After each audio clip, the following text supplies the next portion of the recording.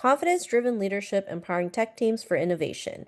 Confidence isn't about being the loudest in the room, it's about trusting your voice.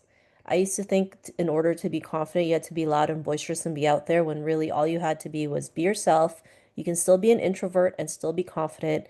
And being confident is about knowing that you're capable to make it happen, especially when we have tech. Tech is a lot of innovation. It takes a lot of confidence to go out there to do something different, something new. So,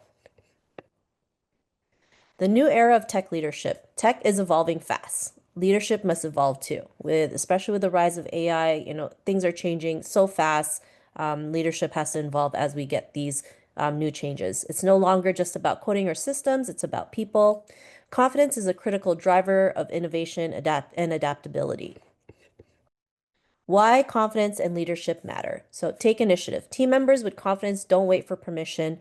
They act. They volunteer for stretch assignments, propose improvements, and step into leadership roles. This proactive mindset accelerates team momentum and drives innovation from within. I'm a huge believer of taking initiative. None of the things would have happened for me if I didn't take the initiative to apply for speaking engagements or reaching out to people, getting clients. Taking initiative really builds your confidence and leadership. Share bold ideas. Confidence lowers the fear of judgment. When people believe in their value, they speak up with fresh, untested ideas. This openness fuels creativity and leads to breakthroughs that wouldn't surface in a risk-averse environment. Don't be afraid to share ideas out there. There's no such thing as a dumb idea. I've spoken to a lot of people who, at work, if there's a meeting, they have this great idea, and then they're so afraid to raise their hand up and share it, right? To the point where the person beside them actually shared the same exact idea that they were thinking in their head, and it became a good idea. So this is why it's important to be okay to share bold ideas. Don't be afraid to put it out there. You never know. That could be the one idea that can change the landscape or change the way things are done. Handle setbacks with resilience. Setbacks are inevitable in tech. Confident teams bounce back faster. Because they don't see failure as personal. They see it as a stepping stone. This resilience keeps morale high and projects moving forward even under pressure. This is so important because a lot of us see failure as something bad. Of course, when you go to school, if you get an F, you're a failure, and it lowers your confidence down. But failure in the real world is just feedback, right? If you can see failure as feedback, it will help you just keep moving faster, right? They say fail forward, fail fast forward. A lot of people in the media that you look up to had to fail 10, 100, 1,000 times to get to where they are today. In fact, I always share this story where in the Philippines, I failed kindergarten for coloring outside the lines. And so for me, I had to learn to heal through that because I was trying to color a photo within the lines, and because I colored it outside the lines, I failed kindergarten. I had to move to another school and redo kindergarten all over again. And if I didn't have the proper personal development work, I wouldn't be here today sharing the story. So, failure is a positive thing. It means you're taking action, you're figuring out what works, what doesn't work, and you keep moving forward. Resilience is really, really important when we're going out there being innovative, doing something different, because we're going to see things that won't work, and that's okay. So, be okay with handling setbacks with resilience, fuel collaboration and problem solving. When individuals trust themselves, they're more likely to trust and engage with others. They communicate more openly, challenge ideas respectfully, and solve problems together. Confidence creates psychological safety, the foundation for real collaboration. We can't do this on our own, right?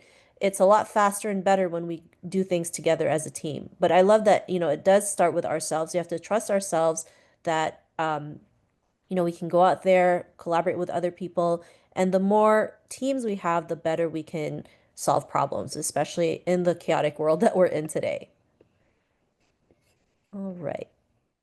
So here's some barriers to confidence, right? These are some common confidence blockers. Please let me know in the chat if you've ever felt like this. Imposter syndrome, right? Even high performers doubt their work, holding back ideas and second guessing their voice. Who's been there? I go through imposter syndrome all the time. I remember when I got approached to writing my first book, which is right here. It's called The Tao of Self-Confidence. I got approached by Wiley, which is a huge publishing company. I almost said no to it because they approached me asking if I could write a book about leadership. And for me, I was like, I don't know if I'm the person for leadership. I don't even know what that looks like. I don't even know if I'm the poster child for that. And so part of me almost didn't want to write the book because I didn't think I was good enough. And if I didn't have the support of others to lift me up and encourage me to write it, then I wouldn't be here today. In fact, writing one book led to writing my second book, Bridging the Confidence Gap. So if you ever felt imposter syndrome, don't worry, we've all been there. Sometimes we have to see imposter syndrome as a good sign that we're taking ourselves to the next level. And so, yes, it's going to feel uncomfortable. You're going to go through all these um, thoughts in your head, but it's also a sign that it's time to level up. It's time to go to the next level. Lack of representation. When no one looks like you at the top, it's harder to envision yourself there too. I totally understand that. Growing up in Toronto in the early 90s, I never saw anybody that looked like me in the media. So I always felt ashamed of who I was, what I looked like. I was ashamed of my own culture. I wanted to have blonde hair and blue eyes to feel more accepted, to assimilate to Western culture. And, you know, I realized that I'm beautiful just the way I am. I embrace my culture, and I realized that in order to create the representation that I wanted, it had to start with myself. This is why, I have a podcast, I'm speaking, I have books because I want others to realize that I'm here doing my best to pave the way so you could see what's possible for yourself. And so this is why for me representation is important. And if you ever felt that way too, you're not the only one. A lot, especially migrating from, the Philippines to Canada was a big culture shock for me because, Toronto is a very multicultural city. And so I never saw people from different cultures and, trying their different foods and learning their different religions. And one of the things I love about Toronto is the fact that we are very multicultural and we've all learned to respect each other's traditions and food and culture and things like that. So representation does matter. Bias feedback, unequal standards and vague critiques erode confidence and block real growth. I know, especially as a woman, there's still a lot of unconscious bias we go through. And so it's important to be aware of that and have real conversations on it. Toxic team cultures, blame, exclusion, or silence kills trust, and without trust, confidence can't thrive. This is so important. When you have a toxic team culture, nothing works, right? Productivity goes down, the morale goes down, and the most important part of running a company is profit margins. They go down as well. So this is why having healthy team cultures, a healthy setting, having a safe psychological setting is really important to the team because if it's toxic, it's just gonna be not good, right? And I've seen it time and time again where teams have fallen because of toxic team cultures. So if you've ever dealt with any of these barriers to confidence, feel free to share in the chat, share some of your own stories. This is a safe space. So it's just within here. All right. So how leaders build confidence. Confidence doesn't happen by accident, it's modeled and nurtured. Here's how strong leadership sets the foundation. Set the tone, create a safe space to speak up. Leaders must actively invite input, listen without judgment, and respond with respect. When team members know their voice matters, they begin to use it more. This is why I encourage people in the chat to just share anything. Usually, I get a lot of stories when people start sharing what they've been through, what they can relate to. And so when you can have that outlet where you can just share freely, it really helps us let go of the things that maybe we were repressing. When you can let it out, then you have new feelings that come in and you just feel a lot better. And this is why having safe spaces to speak up is so important. Encourage experimentation without fear of failure. Make it clear, trying something bold and failing is not a flaw. It's part of innovation. Remember that. It's part of it. Failure is part of this whole process. Publicly celebrate lessons learned, not just outcomes, to reinforce a growth mindset. Sometimes when I'm on LinkedIn, I don't only share my success, I also share the failures I've been through, whether it's getting rejected for a speaking engagement or asking someone to be on my podcast and I got rejected. I share that because our failures is just as important as our success. Our success wouldn't be here today without the trial and error we've been through. So failure is part of this whole process. And when we can learn to encourage others to fail forward, fail fast, that's how we can build the new technology that we have, the innovation. Why are some countries a lot more advanced than others? Is because they accept that failure is part of the process. And when they can learn to just fail forward, they can have the real solutions that they want to achieve. Recognize contributions publicly and meaningfully. Generic praise doesn't build confidence, specific recognition does. Call out what was done well, how it made an impact, and connect it to team success. Recognition should be authentic, timely, and inclusive. I think it is important to share our contributions, right? Sometimes we work, work, work, work, and sometimes we feel like we don't get praise for it. And, having these meaningful recognitions can go a long way. I remember when I used to work a job, I worked my butt off and I never got praise for it. In fact, I got in trouble more for every little mistake, and that really can hurt a person's confidence. So just even a simple thank you can go a long way, and being able to celebrate it really actually there's like a your brain starts recognizing it. And the more you celebrate these contributions, the more confidence you have. So, no matter how big or small that contribution is, let's celebrate it, right? Because it just leads to more success as you keep celebrating these contributions. Insights from women leaders. So I've interviewed over 800 women on the topic of confidence, and after more than a decade of interviewing women in leadership, clear patterns emerge around confidence, success in tech. I have also interviewed many women who start tech startups, built 7, 8 figures because of it, and here's some of them. Visibility matters. Being good at your job isn't enough. You need to be seen. Women leaders emphasize that self-advocacy, speaking up in meetings, and taking credit for their work were turning points in their careers. I think this is so important, especially when it comes to self-promotion. As women, I know sometimes it's really hard for us to, share what we've achieved, promote ourselves, because it's been ingrained in our heads that self-promotion is tacky, is not ladylike. But it is so important to share what you've accomplished, to share what you've achieved, because it helps other women see what's possible. I've interviewed women who have 7, 8 figure businesses who are afraid to say they were the CEOs in their own companies. And so this is why it's so important that we have more women leaders out there. Be visible, be okay to promote what you've accomplished, because it just drives more change that we want to see. Support networks drive success. Behind every confident leader is a strong circle. Mentors, peer groups, and community support help women navigate bias, share strategies, and remind each other of their worth. Being in this journey, you don't have to be by yourself. Having support is so important. This is why I have different women's groups. I have friends. I have people that I can turn to when I have days where I'm not confident, where I'm doubting myself, when fear comes into it. Because even though I talk about confidence, I still go through a lot of confidence issues. And I think that's okay to say, because we're all human. We're not robots. We're going to have good days, we're going to have bad days. And that's why having a support system is so important. Like you attending here is part of that support, right? Because you want to learn, you want to be able to connect with people who are like-minded like you. Confidence is built, not born. Every leader interviewed echoed this. Confidence is a skill developed through action, reflection, and support.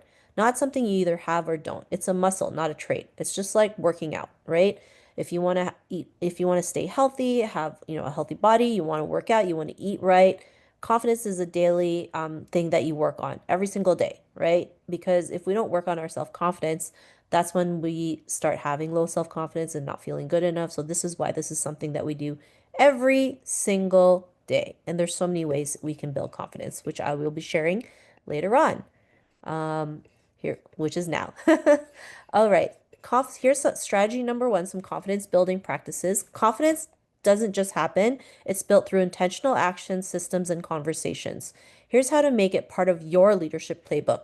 Mentorship programs. Pair team members with mentors who can guide, support, and affirm their growth. These relationships normalize ambition, provide safe feedback spaces, and offer a mirror to one's potential. Public recognition of wins, celebrate contributions in team meetings, Slack channels, or internal newsletter. Be specific. Name what they did, why it mattered, and how it moved the team forward. Recognition breeds confidence. Constructive feedback focused on growth. Ditch vague or critical only feedback. Use a strength-based approach. Highlight what's working. Offer a clear path for improvement, and frame challenges as opportunities to build skill and confidence. I always say everything that happens in our life is either a blessing or a lesson. So, sometimes we go through situations that we think, why did this happen to us, right? Why are these bad things happening to me? When we can pre-frame it to say, what is the lesson I'm learning from it, it just makes it a lot easier to push through it. Um, so having that type of mindset can help you go a long way. Confidence check-ins in one-on-ones. Don't just ask about tasks. Ask how they feel about their performance, decisions, and voice on the team. A simple "what's something you're proud of this week" can spark reflection and self-belief. So here's some confidence building practices that you and your team can start using. Here's strategy number 2, inclusive leadership in action. Inclusive leadership isn't just about who's on the team, it's about how you lead them. These strategies build trust, amplify voices, and ensure everyone has room to rise. Ask, don't assume. Don't assume what your team members need, prefer, or value. Just ask. Whether it's about work styles, growth goals, or support needs, asking opens the door to clarity, connection, and inclusion. Sometimes we're afraid to ask, but I think if you don't ask, the answer is always no, right? And it doesn't matter. I always ask whatever I need, I'll ask. Even I'll even say, I have a stupid question to ask. I will ask it because it leads to curiosity. It helps us build confidence. It helps us get to the answers that we want. So don't be afraid to ask. Make room for diverse communication styles. Not everyone thrives in brainstorming sessions or speaks up in real time. Create multiple ways to contribute: written input, async feedback, smaller group discussions to ensure all voices are heard and valued, right? There's how many people in this world? Like over 8 billion people. So how we communicate won't always be the same. What may work for me might not work for you, and vice versa. So having the different communication styles can help us find ways to get the answer, right? There's no one size fits all. When we have these different choices we can give to our team, it helps them have more confidence to share their ideas, share what they can contribute to the team. Rotate leadership opportunities. Give different team members the chance to lead meetings, present ideas, or spearhead initiatives.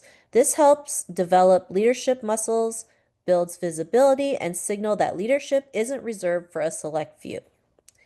Provide equitable access to high-impact projects. Be intentional about who gets assigned to stretch roles, cross-functional work, or projects with visibility. High potential talent often goes unnoticed, especially from underrepresented groups, unless leaders actively widen the opportunity lens, right? So it goes both ways. All right, so designing for DEI. Truly build confident, empowered teams. Diversity, equity, inclusion must be embedded, not just encouraged. So it's all about action, right? Reflect team diversity and leadership. Representation signals possibility. When people see leaders who share their backgrounds or values, it expands their vision of what's achievable. It also ensures a broader range of experiences influence decision making. Use DEI metrics and performance reviews. What gets measured gets managed. Integrate DEI accountability into leadership evaluations, track inclusion behaviors, team equity, and how leaders support the growth of diverse team members. This shifts DEI from a side goal to a core performance pillar. Use DEI training that's practical, not performative. Avoid check the box sessions. Focus on actionable training like managing bias and feedback, inclusive communication, or equitable decision making. Empower leaders and teams to act differently, not just know differently. So it's all in the action. Here's some transformational outcomes. When leaders build confidence and lead inclusively, the ripple effects are powerful and measurable. Here's what real change looks like. Stronger collaboration. Confident individuals contribute more openly and listen more actively. They trust their teammates and value different viewpoints, turning my idea into our solution. More innovation, less fear of failure. This is so important. When people aren't afraid to mess up, they take creative risks. The psychological safety unlocks experimentation, faster iteration, and breakthrough thinking. Why do you think some of the biggest tech companies you see are so successful? Is because they embrace failure. They just went for it. Whatever wasn't working, they threw it out and started again, right? So in my latest book, I talk about the importance of ready, fire, aim, right? Not ready, aim, fire, ready, fire, aim, where you take action and you course correct as you go. And when you keep doing that, that's how we get results. That's how we get innovation. That's how we get those transformational outcomes. Retention of diverse talent. People don't leave companies, they leave cultures that make them feel invisible. A confidence building inclusive environment keeps diverse team members engaged, seen, and growing. I mean, people don't want high retentions in their companies, right? That's actually going to cost them more if they keep hiring new talent and if they just invested on the people that are there that can really give them the outcome that they need, it'll be way more cost effective. A team that believes in itself and its mission. Confidence fuels conviction. Teams that believe that in their capabilities show up with energy, purpose, and pridefully invested in what they're building and why it matters. I think having a strong mission is so important. I mean, for me, my mission always helps me move forward, even when there's days where I don't want to move forward, where I just want to hide from the world. And so, being able to affirm that and remind people that why we're doing this, it will help them keep moving forward. So here's some tools you can use. Equip yourself with simple, effective tools that turn intention into action because building confident, inclusive teams start with how you lead every day. So first one is a confidence building toolkit, a set of customizable prompts and activities designed to help team members reflect on their strengths, share wins, and build self-awareness. This includes wins of the week prompts for meetings, confidence journaling templates, guided peer-to-peer shout-outs, team building exercises to practice speaking up and taking ownership. So I think having a confidence building toolkit is so needed to help the teams build more confidence and help them keep moving forward. Leadership Reflection Guide, a tool for leaders to check in with themselves on how they're showing up. Helps track whether you're creating space, encouraging growth, and modeling confidence. This features weekly questions like, whose voice haven't I heard this week?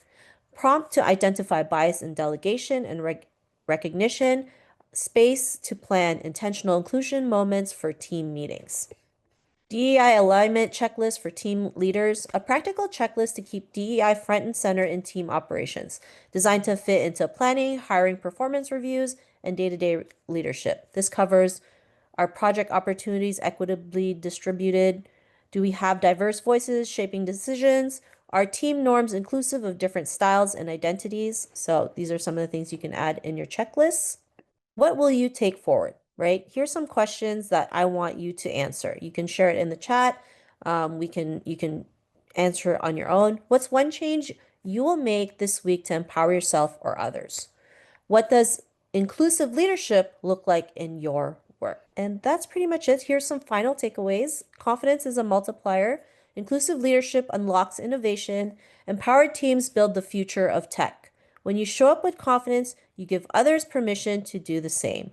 And then if you'd like to connect with me, I have my barcode here so you can scan, you can connect with me on my social media, check out my books, check out some of the work that I've done. I also have a free self-confidence personality quiz that you can take. So I hope you enjoyed today's session. We have Yeah. one question that says, when you arrive to toxic environments and you like to implement these techniques, how can you start? Well, I think having an open conversation is important. I know every company has an HR team. I think connecting with the HR team to see how we can create this safe work culture is really important. I know they'll have policies and strategies that they'll have in place. So talking to the right team in your company is important, of course. Having open discussions and then even having a one-on-one with your superior, right? Saying, hey, I've noticed this is happening and it's really bringing morale down, productivity, and of course, profit margins, right? Like companies in the end want to make money. So we have to talk in their language, right? If you can tell them, hey, this is actually bringing down profit margins by 10%, they're going to wake up and be like, oh, okay, this is not good. We need to do something, right? Because when profit margin goes down, what happens? Everyone's jobs at risk, cutbacks, layoffs. So, you have to paint this picture like the culture, the team culture is so important because this is how we operate as a company. This is how we all have win-win situations. So, learning to speak in their language is really important. And then also going to the right people. So HR is probably the first one I would go to because then they can be the ones who can address it to maybe the higher ups or create meetings for it. So I hope that helped out with that. I know it's not easy. In fact, I remember reading a report that mentioned that when it comes to employee confidence, um, only 9% reach their full potential in the workplace. Nine. So there's over 90% that deal with confidence, right? That don't reach to their potential. So imagine if the 91% of people actually saw their potential and reached it. Like how much more like how much more successful would the company be, right? The morale would go up, the productivity would go up, the profit margin would go up, and it's a win-win situation for everybody. So this is why confidence is so important, talking about confidence, having the right leaders. It's all a cycle that can help us, be prosperous. Thank you so much. That was a great answer to the question. We have a couple more questions. What advice do you have for leaders who want to build confidence in team members who are really quiet or hesitant to speak up? So, like I mentioned in the presentation, everyone has different communication styles. So having different communication styles is important. So if a group setting is not something they're comfortable with, maybe just having a little 15-minute coffee chat would be good, right? Just so that they don't feel like they need to be they're forced into something they're not comfortable with, right? Starting like small steps. So if someone's introverted or a little shy, yeah, having just a quick 15-minute chat because at least they know that you understand that that's not their style, right? Everyone has different styles. And sometimes it's not always easy to adapt to the different styles. So I think having just a quick one-on-one personal coffee chat or even half an hour to see what they're going through, to share ideas that could help. And then, then it can take them to the next step. Maybe like, hey, are you okay now to just be in a group setting? We've been able to talk one-on-one. I think, after hearing what you've mentioned, I think it would be great if other people in the team could hear it. So just taking those baby steps. We have another question. Okay, so I think they're just asking, like, not all companies really Yeah, practice not all DEI. companies, Yeah. yes, yes, there's companies that surface level looks like they're allies of DEI, but aren't putting action to their words. And so sometimes taking the small steps to DEI, like just doing little things here and there is important because you can't just go from 1 to 100, right? In order to create the big results that we want, it's the small actionable daily steps. So, just sharing reports of like, look, look at this company who's been very diverse. They've been able to implement the strategies that that they mention in their company mission, and because of that their profit margin went up by 15%. So, like, I think having proof that it works is really important because if without proof, yes, they're going to be like, well, this is just, something that looks good, right? And so seeing it, they need to see it before they believe it, unfortunately. So, taking those small actionable steps to show them that it is something that's beneficial and it touches on all parts of the company, then they'll start to kind of just start saying, oh, okay, this is something that might work. So yeah, just doing that. Our last question is, how can we make DEI efforts feel authentic and actionable rather than just another HR checkbox? Yeah, I think just being yourself is important. You can do small things like talking about your culture, right? Just having like maybe just a get together, something informal where you can just share some of your thoughts. Some of the things that other companies have done is like having a lunch and learn, having in-person events where they can share each other, like especially being Asian, food is our love language. So anything with food, I'm always in. Trying different cuisines from different parts of the world. I mean, one of the reasons why I really love living in Toronto is we literally have every cuisine in the world. And I love it, especially in the summer. There's like a food festival from like every culture that's here, right? Whether it's like a taste of Italy, a Greek festival, Asian night markets, Caribbean food. That's how we can learn from other people's cultures, right? So if you maybe you can be like, hey, let's do a potluck, right? And bring something from your culture that could be like just something informal to start with. That could be a start to something bigger. You know, a lot of things start because we want to fill a gap for ourselves, right? Like when I started my podcast, I started it because I wanted to have a support system, especially for Asian women to build confidence because I was dealing with my own confidence issues and I couldn't find anything. And I realized if I couldn't find it, then I will start it, right? Also, representation. As I mentioned, you know, growing up, I didn't have representation, and it was important for me to have representation for current and future generations. But I can't complain not having representation if I'm not the person doing it. And so I had to walk the talk, right? I had to put myself out there. Even if I had no clue what I was doing, I did it. I figured it out. And so, you know, and that's how things start. You know, they just want to fill a gap. They just want to solve their own problem and have created something bigger than the problem that they wanted to solve. So, yeah, I think for me, probably one of the best things to start with is, yeah, just having like an impromptu potluck in the office. Bring a dish from your culture, share a little bit about it, and you'd be surprised how something like that can like turn into something bigger and better. Let's check the Q&A box. We just have someone that says, "Thanks a lot, Sheena, and thank you for giving a very complete view about DEI." Oh, thank you. I'm glad you enjoyed it. I know Well, sometimes it's not always easy, but when we have more open conversations like this is definitely important. and Awesome. do you have any other closing remarks? Because otherwise, I think we're good to wrap up here. Yeah, I'll have just a little bit of closing remarks. You know, I think sometimes we get questioned our capabilities, right? We're in the workforce or you're owning your own company and you're going out there just forging your own path.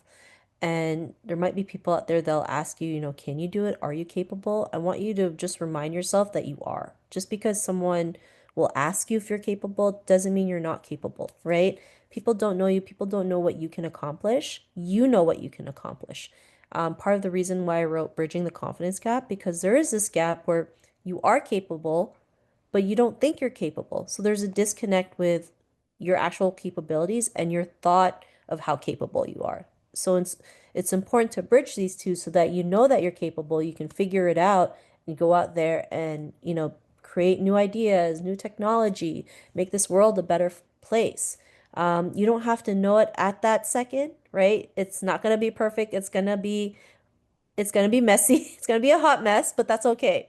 That's why we have ready, fire, aim, right? You take action, you make mistakes, you pivot, and you find something new. And the more you can do that, that's how we get results. And that's how we can build better teams, better work culture. Um, it's all just a win-win situation for everybody. So I hope that can help you out in your own journeys as well. Terrific. I'll definitely take that away with me. Ready, fire, aim. Yeah. Next time I'm taking risks in my workplace. Ready, Yeah, fire. Yeah. okay. I know the one is ready, aim, fire, but I do ready, fire, aim because I want you to take action and then you course correct as you go because especially, you know, in our culture, we want everything to be perfect, right? So always wait for that perfect moment. And you know what happens when you wait for that perfect moment? You just keep waiting to the point where you delay your own success. So instead of ready, aim, fire, I want you to ready, fire, aim. You go out there, you take action, you make a mistake, you course correct, you course correct, you course correct until you aim at that destination or that goal you want to achieve. So I hope that helps out. Right. Good state of mind to put yourself out there and not be afraid to. Yeah. So, I just want to say I hope all of you watching have gained some valuable takeaways, feel uplifted, and maybe have some new leadership approaches you can take back to the workplace. And if anyone has any additional questions afterwards, do not hesitate to reach out. On behalf of the InflectraCON 360 team, we just want to give a big thank you again to Sheena for hosting today. And we hope to have you back again sometime in the future. I hope everyone enjoys the rest of your day, and we'll see you next time. Thank you, everyone. Thank you again for having me.